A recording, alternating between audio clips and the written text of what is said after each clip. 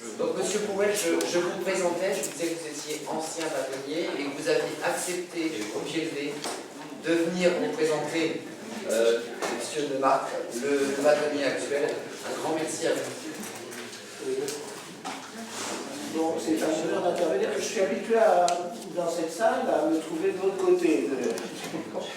Et là, bon, mais je remercie donc les archives départementales, les directrices et Élise, d'avoir associé le barreau, les avocats, puisque nous sommes on aime mieux parler de partenaires de justice, et nous faisons partie de la famille judiciaire. Et bon, sur le plan individuel, c'était pour rebondir sur les derniers échanges sur les procédures numériques et les réformes et autres. Je suis moi-même parti, enfin, je suis avocat honoraire depuis 2009, c'est-à-dire après avoir abondi mon activité professionnelle, mais en restant membre du barreau. C'est la particularité de l'honorariat dans la profession d'avocat. C'est pas la même chose chez les notaires ou autres. Donc nous faisons partie du barreau, nous participons aux assemblées de l'ordre, nous participons aux élections. Ça c'est important, c'est fondamental. Du bâtonnier des membres du Conseil de l'ordre, et nous pouvons nous voir confier un certain nombre de missions par les bâtonniers, de représentation, ou de formation, ou de conciliation, enfin tout ce qui peut éventuellement décharger les bâtonniers ou le Conseil de l'ordre. Alors, vous voudrez bien utiliser le bâtonnier Guillaume Demarque, qui a eu une semaine très chargée, puisque aussi bien il était à la maison d'arrêt il y a quelques jours avec le ministre de la Justice, puisque l'un des dossiers c'est effectivement la réinsertion des détenus, et ça c'est le travail. Donc si on peut apporter le travail dans la maison d'arrêt, même si c'est à moitié prix, le salaire est diminué de moitié, ce qui est l'intérêt pour l'entreprise. Mais donc il a participé à cela, et puis pas plus tard qu'hier, c'était la visite du Premier ministre au Palais de Justice, précisément sur la question de la numérisation de la procédure numérique. Bon, donc voilà, excusez-le, et je vais essayer parce que j'ai eu quelques difficultés à traiter le sujet, compte tenu de mon ancienneté, et puis également... Bon, alors, mais je voulais ajouter, pour ce qui concerne les avocats sont entrés aussi dans l'ère du numérique, puisque beaucoup de procédures sont également dématérialisées, non seulement en pénal, les procès-verbaux et autres, tout ça, ils doivent effectivement utiliser l'ordinateur, mais également pour ce qui concerne les procédures civiles, et notamment les échanges de conclusion, également les conférences de mise en état. Hein, il y avait autour d'une table, il y a un suivi des dossiers. Hein, on parlait ce matin de la durée des procédures, notamment au Moyen-Âge, ou plus tard. Les parties, il y a toujours il y a intérêt à faire durer les choses. Bon, mais là, depuis quelques dizaines d'années, il y a le juge de la mise en état, le conseiller de la mise en état, qui donne des délais, des injonctions et autres. Et par contre, ça se faisait autour d'une table. Bon, maintenant, ça se fait par Internet. Ça se fait, donc il y a la RPVA, il y a un système aussi pour... Donc, ce qui faisait un peu l'humanité des palais est en train de diminuer. La salle n'est pas perdue, était un lieu où on aimait se retrouver entre confrères et autres. Tout ça, ça se perd un peu. Mais je m'égare. Je vais m'asseoir un petit peu. Merci. Alors, je voulais d'abord peut-être vous parler de l'avocat, du barreau, de l'ordre, et puis également ensuite vous parler un petit peu de nos archives, même si nous n'avons pas 37 km d'archives dans les caves de notre immeuble. Mais nous en avons un certain nombre. Alors, bon, l'avocat, c'est advocatum, hein, c'est celui qui est appelé à assister quelqu'un en justice de toute éternité. Hein, on connaît l'avocat finalement depuis que l'homme est sur la terre. Il a besoin de quelqu'un qui vienne l'épauler et l'assister. Sans remonter à l'époque gréco-romaine, symptomatique de voir que le palais de justice d'Amiens, nous sommes accueillis par un grand escalier. La justice doit s'imposer aux justiciables. Donc mais aussi, il y a Cicéron, il y a Démosthène. Hein. Donc, à l'époque, les avocats, c'était surtout des orateurs qui intervenaient dans la sphère publique et pour faire valoir des thèses et autres, et c'était remarquable. Bon. Alors, l'avocat, donc, on a reconnu l'avocat finalement vers le XIIIe siècle. Et puis le temps passe, mais c'est sous le règne de Louis XIV que naît et s'affirme l'institution de l'ordre. Alors nous avons d'une part le barreau, qui est la communauté des avocats. Barreau, c'est la barre, et c'est la barre qui sépare, c'est une barre en bois, hein, c'est une sorte de meuble en bois, et qui sépare l'endroit où se trouvent les magistrats et l'endroit où se trouvent les plaideurs ou les avocats. Donc les avocats ont gardé ce terme de barreau. Donc moi je suis au barreau d'Amiens, et je suis avocat à la cour d'appel. Bon, mais donc le barreau, c'est cette organisation qui rassemble les avocats. En ce qui concerne, alors les avocats, et je vous parlais des avocats d'aujourd'hui, mais ça remonte déjà à quelques dizaines d'années, les caractéristiques, c'est la défense et le conseil, hein, leur fonction.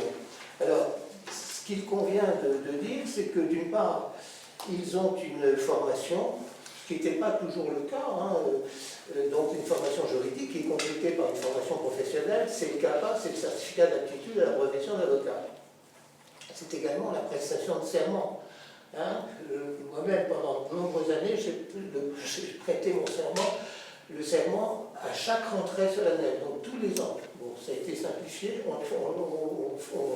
on prête le serment une fois pour toutes, et je le rappelle, il a été simplifié dans l'histoire. Je jure comme avocat d'exercer mes fonctions avec dignité, conscience, indépendance, probité et humanité.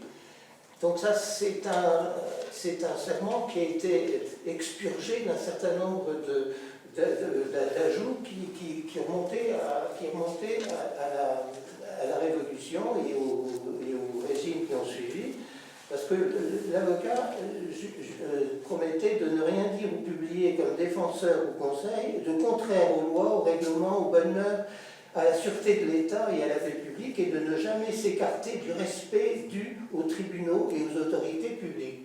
Donc c'était un serment politique. Hein. Là, c'est un serment maintenant qui est beaucoup plus un serment de respect d'un certain nombre de règles d'humanité et de conscience. Hein. Ça reste. Donc, je disais, formation, serment, l'inscription au tableau. Hein. Le tableau, c'est parce que le tableau, c'est un grand document imprimé qui est distribué auprès de toutes les autorités, dans toutes les juridictions, et les avocats sont inscrits dans l'ordre de leur demande de leur serment. Hein, quand on a prêté serment, on sera inscrit sur le tableau, donc, et en fonction de l'ancienneté. Et à une époque, il existait le stage. Hein, maintenant, on a supprimé le stage. L'avocat peut, ce qu'on appelle, poser sa plaque, hein, sur la porte de son cabinet dès qu'il a prêté serment. Hein. J'ai connu l'époque où il y avait le stage, une obligation de stage pendant 2 ans, voire 3 ans, et qu'on pouvait prolonger éventuellement, mais auprès d'un avocat inscrit. Hein, l'avocat inscrit, et puis ensuite les avocats stagiaires. L'avocat stagiaire devait pendant 3 ans travailler auprès d'un patron, on disait, et il était collaborateur, et ça a été supprimé à la demande des Parisiens qui n'arrivaient pas à trouver le maître de stage. Par exemple, on a supprimé, ça a été fait quand même pour la formation pratique des confrères. Donc, Et puis il y a sur le même tableau, un peu plus bas, il y a la catégorie des avocats honoraires qui sont sur le tableau. L'ordre est guidant également un petit annuaire qui est beaucoup plus pratique que le grand tableau pour travailler. Alors, donc je disais le tableau, donc la défense et le conseil. Ce que je veux dire, c'est que cet ordre qui a été instauré sous Louis XIV a à sa tête le bâtonnier, puisqu'il est censé porter un bâton avec au-dessus Saint-Nicolas, où certains parlent de Saint-Yves, qui est également un des patrons. Donc le bâtonnier, qui est assisté des députés du barreau, ancêtre des membres du Conseil de l'ordre. Alors, je voulais dire que le barreau d'Amiens s'est considérablement développé, en particulier depuis le siècle dernier. Le siècle dernier, il y avait à peu près une trentaine d'avocats au barreau d'Amiens. En 1970, il y en avait 80. Donc il y a eu un certain nombre de réformes qui ont eu évidemment leur incidence sur l'augmentation du nombre d'avocats à Amiens, qui aujourd'hui dépasse les 300 avocats. Alors, donc il y avait 70.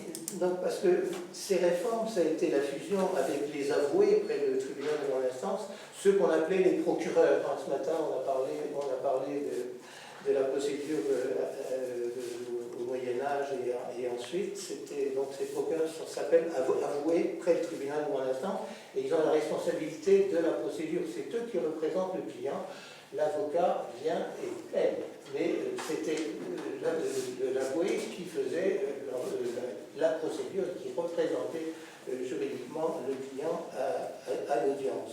Donc fusion avec les avoués près du tribunal de grande instance, qui pour la plupart se sont associés avec des avocats dans des sociétés civiles professionnelles de façon à couvrir les deux métiers. Et puis ça a été en 1991 la fusion des avocats et des conseils juridiques. Alors j'étais bâtonnier pendant cette période-là, et ça a permis au barreau de passer de 80 à 120, de 90 à 91. Donc, mais il a fallu préparer toute cette fusion parce que ce sont des métiers sensiblement différents. Les conseils juridiques plaidaient relativement peu, si ce n'est peut-être au prud'homme ou devant le tribunal de commerce, et encore, il n'en avait pas beaucoup d'appétence. J'avais obtenu que les conseils juridiques soient un tiers dans mon conseil de l'ordre. Après la réforme, bon, puis je m'en étais réjoui. Malheureusement, les anciens conseils juridiques et puis ceux qui leur ont succédé n'ont pas cette culture, je dirais, de la culture de l'ordre, des institutions de l'ordre, de la présence au palais. La présence au palais, elle est importante. Non seulement entre avocats d'ailleurs, mais également avec les greffiers, avec les magistrats et autres, c'est important d'avoir un contact direct. Et il y a des choses qu'on peut dire, mais qu'on ne peut pas écrire.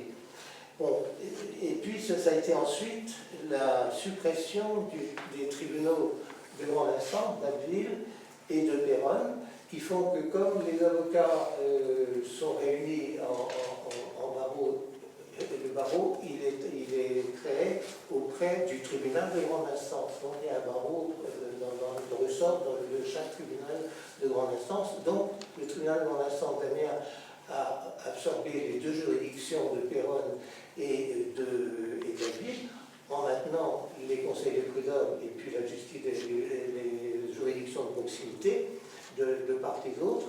Et par voie de conséquence, les avocats de Péronne et les avocats d'Abbeville sont venus enrichir le barreau d'Amiens, et ce qui fait que nous étions, on est pas 250, on est passé à une quinzaine à Péronne, et puis une bonne trentaine à Abbeville. Donc là aussi, tout ça, ce sont des accroissements.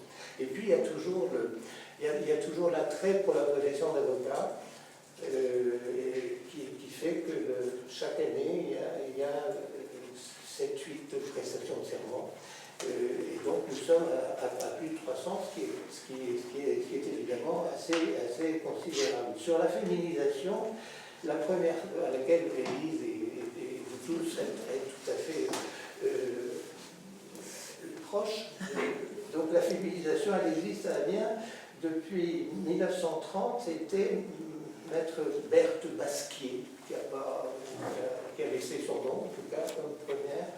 Il y avait également mademoiselle Lormier, qui était la fille d'un magistrat, et dont la sœur était une assistante sociale très connue sur Amiens, à l'époque du juge Perrin, enfin, mais je parle de noms d'un autre temps. Il y a eu également, et c'est essentiel, c'est Madame Jeanne Doré-Prieur. Madame le bâtonnier Jeanne Doré-Prieur est une femme de conviction, libre pensée, une artiste. Et puis également, elle a été la première bâtonnière d'un barreau de cour d'appel. Elle était l'épouse de Camille Borret, qui est devenue maire d'Amiens, qui donnait les cours à la fac. Également, nous avons, alors, la féminisation s'est poursuivie, s'est accrue, et nous avons eu une seconde bâtonnière, c'était la précédente bâtonnière, maître Dorothée Fayard-Bourgois, qui a exercé pendant il y a 3 ans, jusqu'à l'année dernière. Et puis, traditionnellement, maintenant, nous avons un bâtonnier, nous exigeons un bâtonnier, mais également un bâtonnier. Et donc, quand c'est un homme, c'est une femme qui est réciproquement. Et dans les textes, donc, il y a également le Conseil de l'Ordre. Le Conseil de l'Ordre qui est de 18 membres à Amiens, renouvelable élus pour 3 ans, renouvelable par tiers tous les ans. Et c'est forcément un binôme, garçon-fille, avocat-avocate, qui se présente au suffrage donc, des confrères. Donc la féminisation, elle est acquise, et d'ailleurs, les avocates sont devenues plus nombreuses que les avocats dans notre barreau. Il faudra un jour corriger tout ça. Alors, voilà. Alors, je voulais vous dire, comme personnalité du barreau, il y a eu beaucoup d'hommes politiques sous la Troisième République, mais sous la Quatrième, nous avons eu 2 ministres, un Gilbert Jules, qui a été ministre de l'Intérieur, et également le Garret, Pierre Garret, qui a été ministre du Travail, ministre de différents portefeuilles. Et puis d'autres personnalités, notamment Gérard Savreux, et je vous en parlerai, le bâtonnier Gérard Savreux, ça remonte aux années 70-80, et également plus récemment, il y a quelques confrères qui ont fait de la politique, oui, ils n'en font plus. C'est Jean-Claude Broutin, c'est Francis Lec, c'est Hubert Delarue. Donc un certain nombre de confrères qui ont non seulement exercé dans leur activité professionnelle, mais ont eu un engagement politique. Bon, puis un certain nombre ont des engagements et des responsabilités associatives. Alors, le bâtonnier, il est le chef de l'ordre. Il va représenter l'ordre en justice, s'il y a lieu, si l'ordre fait l'objet d'une citation. Et il représente l'ordre auprès des autorités judiciaires. Il rencontre régulièrement les chefs de cour, le première présidente et le procureur général, le président du tribunal judiciaire et également le responsable ou président du tribunal de proximité, donc pour régler les litiges, les problèmes qui pourraient éventuellement se poser. Il fait en sorte surtout que la défense soit exercée normalement dans la juridiction. Bon, alors à la fois en donnant les moyens, en prenant les moyens que les services soient organisés. Donc nous avons du personnel, il est responsable évidemment du personnel, mais nous devons avoir des locaux qui soient propices à l'exercice professionnel, des salles de réunion, etc. L'atelier, c'est le chef d'orchestre de ces différentes fonctions. Et puis pour que la défense soit normalement assurée, il faut penser aux personnes qui n'ont pas les moyens ou qui ne connaissent pas l'avocat. Donc, l'une des rôles nous, sur le plan humain, sur le plan de notre place dans la justice, c'est précisément ce rôle du bâtonnier ou son représentant, eh bien, de faire des désignations à la fois au pénal, les commissions d'office, et puis également dans les procédures civiles, de désigner les avocats auxquels reviennent les dossiers qui bénéficient de l'aide juridictionnelle. Et d'ailleurs, c'est un secteur important dans le fonctionnement de l'ordre, c'est précisément ces désignations, mais ensuite les avocats perçoivent une rémunération qui est fixée par les arrêtés, par les décrets et autres, mais c'est le bâtonnier qui reçoit, ces rémunérations et qui les affecte aux différents avocats. Par conséquent, je dirais qu'il faut une gestion véritablement régulière et des collaborateurs parfaitement au point, de façon qu'il n'y ait pas de rupture. Je vois le barreau a connu ces dernières années des difficultés, évidemment, avec la Covid, et puis précédemment les arrêts, les grèves contre la réforme des retraites telle qu'elle était présentée, si on peut dire, à tout le monde. Donc il y a eu des grèves importantes, donc une cessation d'activité pendant un certain nombre de mois, et puis rebelote avec la Covid. Alors là aussi, la profession gère, et c'est important, la Caisse nationale des barreaux français. Donc nous avons une caisse autonome, et cette caisse autonome perçoit les cotisations et reverse aux retraités les retraites auxquelles ils sont droits. Et donc pendant la Covid, il y a une commission d'aide sociale et il y a un pourcentage des cotisations qui sert précisément à la commission d'aide sociale. Et là, à deux reprises, la Caisse nationale des barreaux français a indemnisé, a fait des règlements pour les confrères. Mais je tourne la page. Donc le bâtonnier veille au respect par les avocats des obligations de leur serment, leurs obligations. Les obligations, elles sont définies par les textes concernant l'avocat, des textes législatifs et réglementaires, et puis le CLB, l'organe national, peut apporter des compléments dans ce qui s'appelle le règlement national. Peut apporter des compléments. Donc le bâtonnier il est chargé de vérifier que les confrères remplissent leurs obligations, payent leurs cotisations, bien sûr, c'est la solidarité, payent également leurs cotisations à la Caisse nationale des barreaux français. Il administre les services de l'ordre, il règle les litiges et il engage éventuellement les procédures lorsque c'est nécessaire, lorsqu'un confrère a commis des infractions, à ses obligations, et bien c'est lui qui engage la procédure. À une époque, c'était le Conseil de l'ordre, les confrères de celui qui était en cause, qui se transformait en conseil de discipline. Et puis, on s'est aperçu que c'était pas gérable, cette affaire-là. Donc, on a la réforme, il y a moins d'une vingtaine d'années, a voulu que ce soit une chambre régionale, donc des avocats désignés par les bâtonniers des différents barreaux.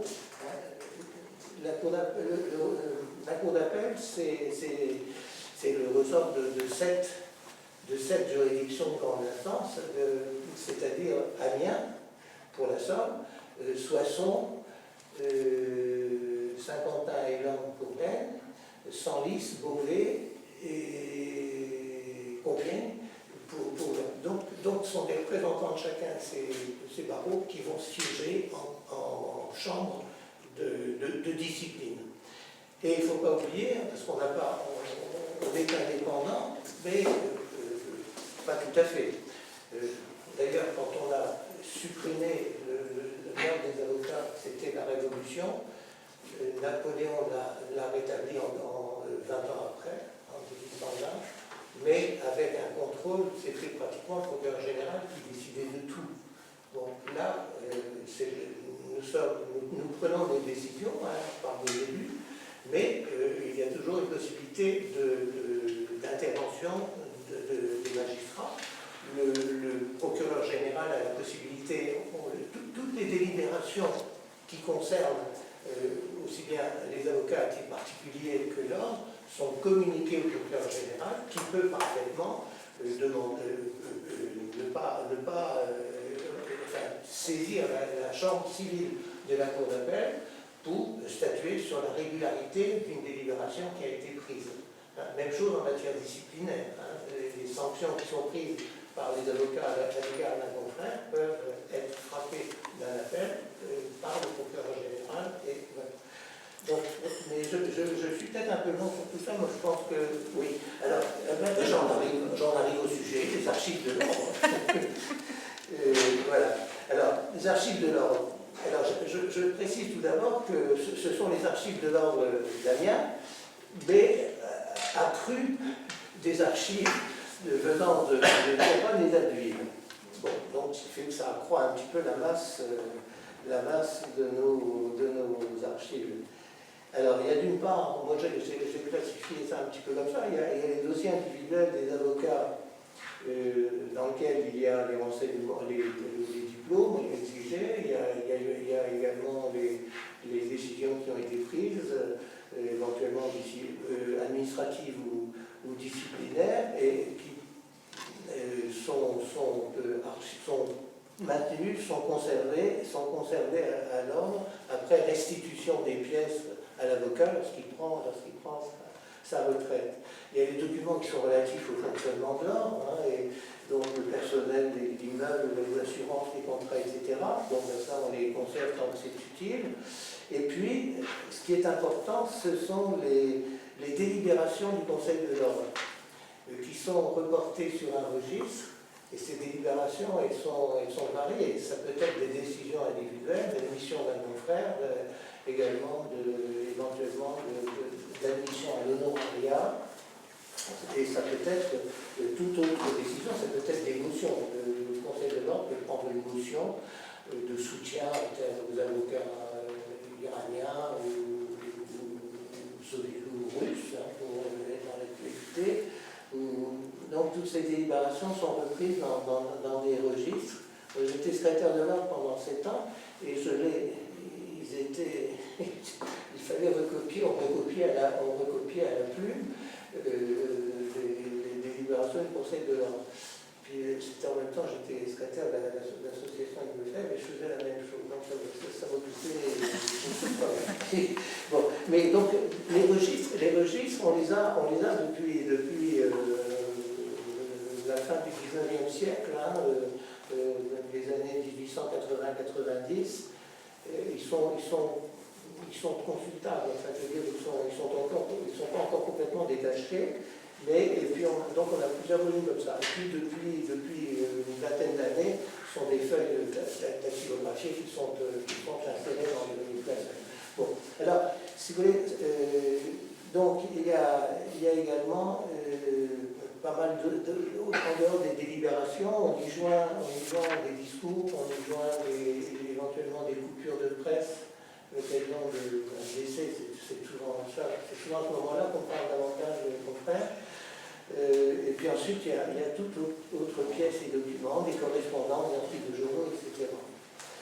Alors, donc ça, c'est un premier élément d'archive et qui est important et qui comporte quand même, qui retrace la vie du barreau et puis le parcours des confrères. Donc tout ça est conservé alors. Et je voulais y ajouter, moi, des objets. Le premier, et on y tient particulièrement, c'est un tableau d'Albert Dauphin, qui a été maire d'Amiens et qui a été bâtonnier. Donc il siège dans notre salle de l'Assemblée générale. Il y a également une plaque en marbre qui a été confectionnée par le cabinet Ansart, qui a beaucoup œuvré dans la reconstruction construction, et donc dans le style c'est Art déco, dans le style Art déco, on a repris sur cette plaque de marbre, qui curieusement, mais ça je peux la faire circuler. Voilà, elle est comme ça, mais ça pourrait circuler. Alors, curieusement, je n'ai pas encore l'explication. Avocat du barreau d'Amiens, mort au champ d'honneur, guerre 1914-1919. Alors, on peut se dire, ben oui, mais la guerre, elle s'est poursuivie sur des théâtres d'opérations plus lointains, et ça ne s'est pas terminé le 11 novembre. Mais à lire l'histoire, enfin, on en a encore des 4 confrères qui sont morts au champ d'honneur, on ne voit pas que ça ait dépassé l'année 2018. Donc on a ce document, également, comme je disais, le tableau d'Abdel Dauphin, et puis d'autres documents dont je parlerai tout à l'heure. Alors, Xavier, l'intérêt. Bon, alors j'accélère. tu as 5 minutes. Bon, d'accord, on y va. Alors, intérêt historique. Est-ce que ça présente un intérêt historique? Je pense que vous le connaissez très bien. Je vois à Paris, mais nous n'avons pas l'archiviste. Alors, l'ordre a traversé les époques et les bouleversements qui les ont ponctués. C'est la guerre 14-18, c'est aussi la guerre 39-45, dont je vais dire un mot tout à l'heure. Ça a été toutes les réformes touchant à la justice et à la profession. Donc tout ça, c'est l'histoire. C'est l'histoire de l'ordre, mais c'est aussi l'histoire de l'individu, de l'avocat, mais c'est aussi le reflet d'une certaine société à une certaine époque. Alors, je voulais parler de ces documents particuliers. Alors, sur les confrères morts au champ d'honneur, nous avons retrouvé précisément un document qui est très très précieux. C'est l'hommage qui a été rendu le 2 octobre 1920 par le bâtonnier Armand Jumel dans la salle de la bibliothèque de l'Ordre aux 4 confrères qui sont tombés au champ d'honneur. Dans la Marne, alors c'est le 72e et 272e régiment. Il y a toutes les citations qui sont reprises dans ce discours, qui est un discours extrêmement poignant, et bon, puis avec une assemblée de magistrats, puis des familiaux. Donc, alors, c'est essentiellement dans la Marne, et les 72e et 272e régiments ont été incorporés à des avocats d'Amiens. Et dans l'ordre, malheureusement, de lycée, il y a tout d'abord Raymond Payen, inscrit au tableau le 20 février 1905, lieutenant qui est décédé le 30 décembre 1914 à 32 ans au bois de la Brûlerie. Un second, Pierre Renard, son beau-frère, sergent, puis sous-lieutenant, il a pris du galon, blessé sur le front de Verdun, et il va décéder quelques mois plus tard à l'hôpital de Dijon. Le troisième, Léon Péquet, parti comme sergent puis adjudant, il a été porté et disparu lors d'un ordre. Ils sont allés à la 3e tranchée, enfin dans une tranchée allemande, et finalement il est considéré comme disparu au cours des débats, des combats de la butte de Soudun. Et enfin René Fleury, le Benjamin de l'Ordre, lieutenant au 3e hussard, blessé plusieurs fois, qui décède à 24 ans le 9 juin 1918. D'ailleurs, 2008. Alors, les deuxièmes documents ont été remis par maître Gérard Maillu, le greffier honoraire au tribunal d'Amiens, qui est le fils du bâtonnier Jean Maillu, qui a été bâtonnier à Amiens, et le père lui-même, Yves Maillu, qui a été bâtonnier à Rouen et vice-président de la conférence de bâtonniers. Donc, il va dans les notes qu'il a remis au barreau, avec une partie d'ailleurs aux archives, des considérations sur la vie du barreau entre deux guerres, et avec également des notices sur différents ateliers avec des photos. Et surtout, il va rappeler le parcours de son père, qui a prêté serment en 1919 qui a été bâtonnier immédiatement après la Seconde Guerre, et qui a plaidé devant le tribunal militaire allemand. Et il a plaidé, par exemple, pour Léon de Louvry, qui avait été maire d'Amiens et qui avait résisté aux réquisitions allemandes. Et il a plaidé surtout dans un procès où 11 résistants ont comparu devant le tribunal militaire allemand. Donc il les a assistés en compagnie du bâtonnier Rodolphe van der Merwede. Et donc il retrace très en détail comment les choses se sont passées. Et donc sur les 11, donc il y avait 4 maires. Encore une minute de grâce. Mais donc il y avait 4 maires. Et il se trouve que il y a eu au départ il y a eu 4 condamnations à mort, enfin si, il y a eu 11 condamnations à mort, mais 6 ont été graciées. Le bâtonnier Maillu a fait la démarche auprès du président de la République, il a obtenu. Mais quelques jours après, un attentat s'est produit dans la région, et ceux qui avaient été graciés, les Allemands les ont fusillés comme les autres dans les fossés de la citadelle.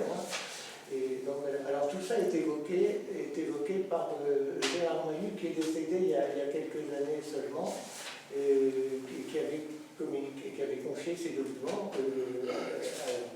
Donc les bâtonniers a dû évidemment prévenir les familles.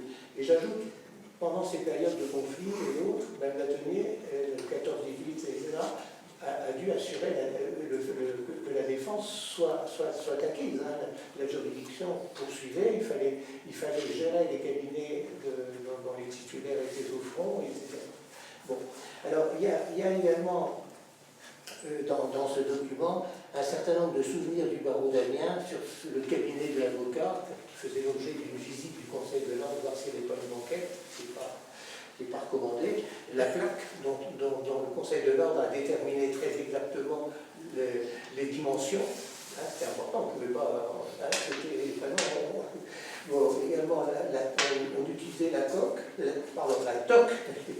également, oui, il y a également un rappel des cérémonies funéraires avec le cortège des avocats en Rome. Et donc, et puis également, et avant la famille. Il y a d'abord les avocats et ensuite la famille. Bon, aujourd'hui, on ne sait plus tout à fait ça, mais néanmoins, si vous voulez, sont les traditions. Il y a également un petit rappel sur les honoraires en disant qu'un avocat à l'époque ne réclamait pas le paiement de ses honoraires. Ça n'était pas convenable.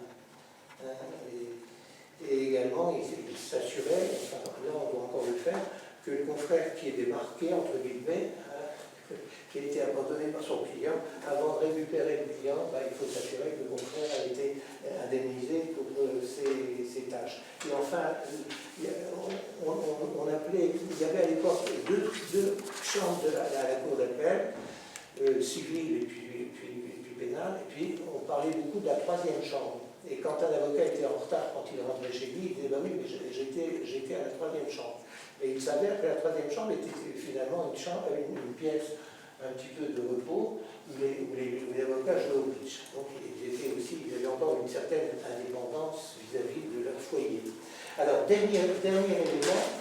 Et là, il faut vraiment que tu conclues parce que... Je conclue. Alors, le dernier document, c'est l'actualité. Je parlais tout à l'heure de Gérard Savreux. Gérard Savreux, qui a été bâtonnier à 2 reprises, dans l'année 1977, les 16, 17 et 18 septembre 1977, organisé à Paris, avec le bâtonnier de Paris, un grand rassemblement des avocats avec comme invité et le président Giscard d'Estaing, qui a fait un discours. Ensuite, les deux avocats ont fait un discours.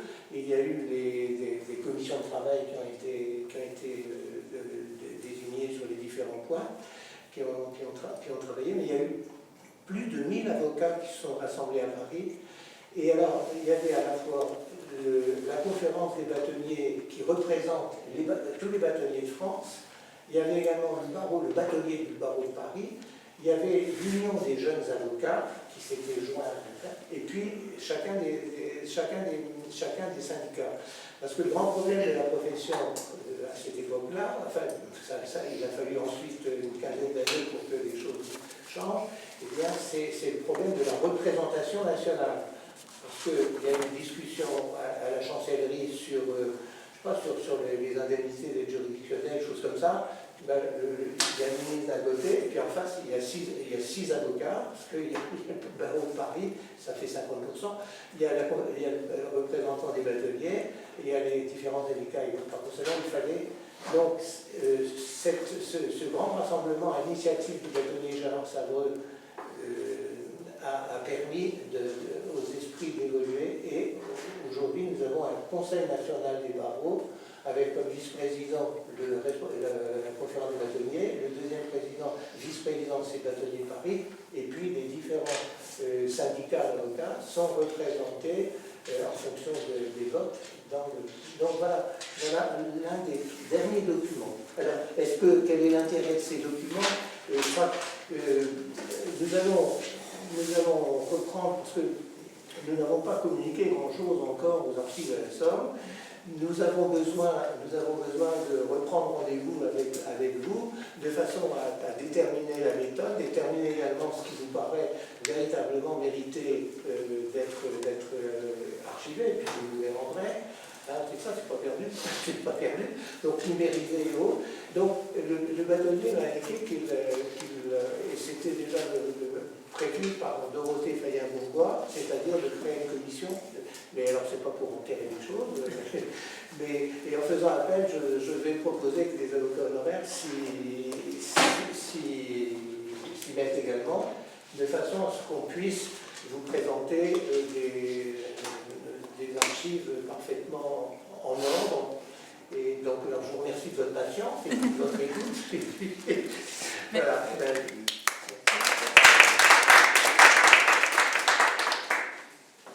Moi, je dirais pour conclure que c'est Xavier Powell ce qu'on va archiver en fait. Voilà. Oui, bon, vous ne me modifiez pas. Merci beaucoup. Juste pour conclure, quelques mots d'Anne. Oui, oui. Vraiment très rapide. 30 secondes quand même. Merci Xavier. Merci beaucoup. Merci encore.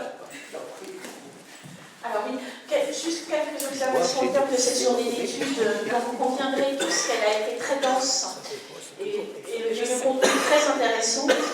Institution archives judiciaires dans la sphère du Moyen-Âge à nos jours. On l'a vu à travers la dizaine d'interventions de cette journée. Ça pourrait s'appeler de manière résumée du primitif à la gestion de données électroniques natives. Ce qui est passionnant effectivement dans ce genre d'études, c'est la confrontation des regards et l'approche pluridisciplinaire avec des professionnels des archives, des professionnels de la justice, des chercheurs, un exemple de valorisation auprès du jeune public. Donc tout cela nous renforce, nous archivistes, dans les efforts, et on s'inscrit sur une très longue durée que nous faisons pour collecter, conserver, classer et valoriser, parce qu'après tout, les archives et donc les institutions judiciaires, ce sont des hommes et des femmes justiciables et professionnels de la justice, ce sont des affaires évoquées, ce sont des lieux de justice, ce sont des archives et ce sont des usages. Donc, on a vu aussi que les archives judiciaires, c'est de la masse, c'est de la complexité, surtout quand on aborde des périodes un peu lointaines. Néanmoins, la dynamique engagée depuis plusieurs siècles, quand même, notamment par les archivistes, devrait convaincre, enfin en tout cas c'est le souhait qu'on peut formuler à la fin de cette journée d'études. Espérons que les usagers de nos salles de lecture de demain et d'après-demain, que ce soit en salle de lecture ou sur les sites internet, auront, je dirais, la curiosité suffisante pour oser aborder et utiliser ces archives judiciaires qui renseignent certes des destinées individuelles, mais beaucoup plus généralement, sont vraiment le miroir et le reflet très précieux et souvent inédit, parce que pas toujours exploité comme elles le devraient, ces archives judiciaires, de la société humaine qui les a produites.